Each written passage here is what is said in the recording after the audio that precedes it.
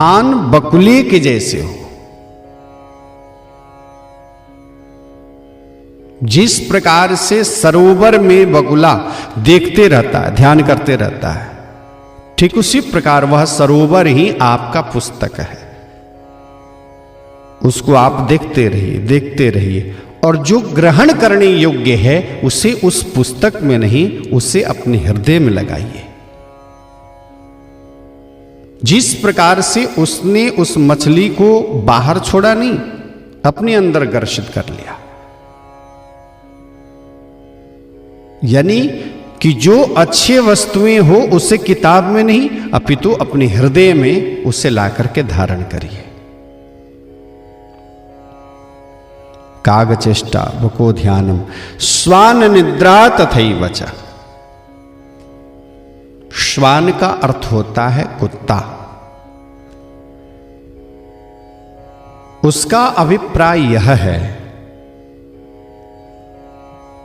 कितना भी गहरे नींद में सोया हुआ कुत्ता हो, बगल से आप जब निकलिए तो उसे पता चल जाता है कि कोई हमारे समक्ष से निकला हुआ है, फिर उठ करके तैनात हो जाता है, एकदम तैयार हो जाता है, तैयारी अवस्था में हो जाता है। इसके लिए बताया श्वान निद्रा। जिस प्रकार से कुत्ते की नींद होती है, ठीक उसी प्रकार से अपने नींद से सोया जाए और जगा जाए। कोई आलस्य नहीं, आपने देखा होगा, उससे कोई आलस्य नहीं। बगल से कोई गया, उठ करके तुरंत खड़ा हो गया। ठीक उसी प्रकार से विद्यार्थियों के लिए बताया कि आपका जब समय हो तो कोई आलस्य नहीं, उठ करके पहले अपने कार्य और लक्ष्य पे अग्रसर होइए। श्वान निद्रा तथैव च। अब बताया, अब क्या करना चाहिए? अल्पाहारी, कम भोजन करो। जब आप कम भोजन करेंगे तो निद्राएं कम लगेंगी, और यदि अधिक भोजन करते हैं तो आप आलस्य और निद्रा में एकदम ओतप्रोत हो जाइएगा, फिर पढ़ने की इच्छा नहीं होगी। अल्पाहारी, थोड़ा भोजन किया जाए। गृह त्यागी, घर को त्याग दिया जाए। ये विद्यार्थियों के लिए 5 लक्षण बतलाया।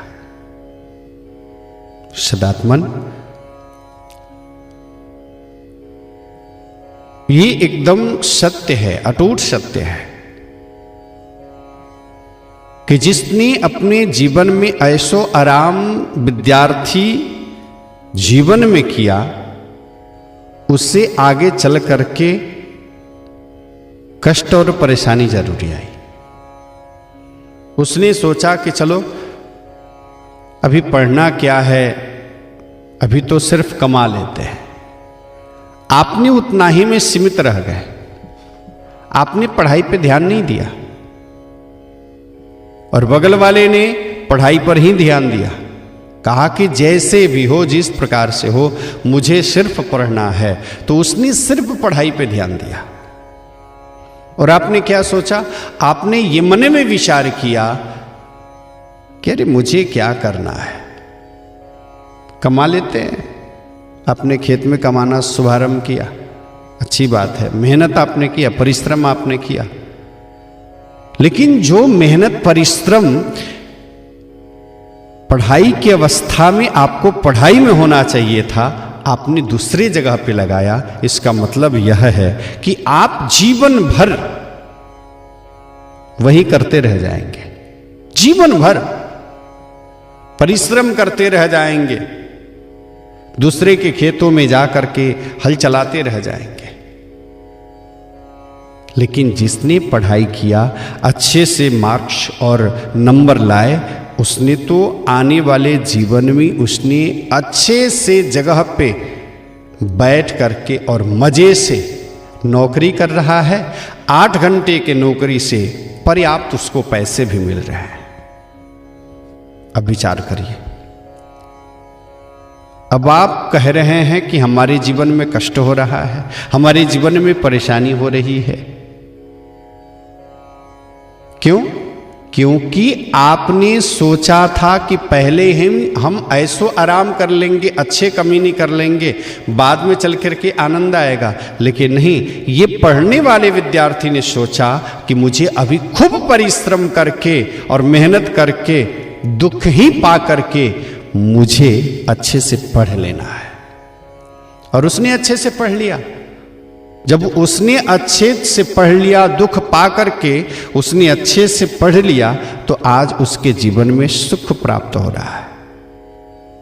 आपने नहीं पढ़ा, आपने समय के साथ धोखा दिया, इसका मतलब है आने वाला समय में आपको ये दुख और कष्ट परेशानी आपको मिल रहा।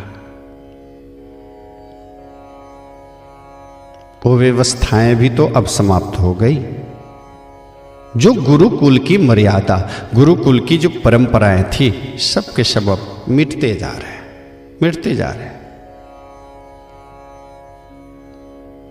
जैसे भी गुरुकुल की ये परंपरा थी कि 4 बजे आपको बिस्तर छोड़ ही देना, और बिस्तर छोड़ने के पश्चात कुछ नियम लगाया गया था।